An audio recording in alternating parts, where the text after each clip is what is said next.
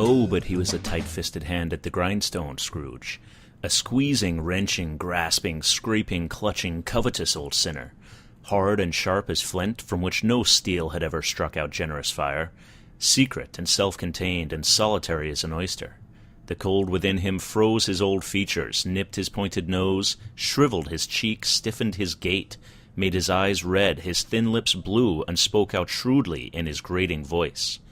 A frosty rime was on his head, and on his eyebrows, and his wiry chin. He carried his own low temperature always about with him. He iced his office in the dog days, and didn't thaw it 1 degree at Christmas. External heat and cold had little influence on Scrooge. No warmth could warm, nor wintry weather chill him. No wind that blew was bitterer than he. No falling snow was more intent upon its purpose, no pelting rain less open to entreaty. Foul weather didn't know where to have him. The heaviest rain and snow and hail and sleet could boast of the advantage over him in only one respect. They often came down handsomely, and Scrooge never did.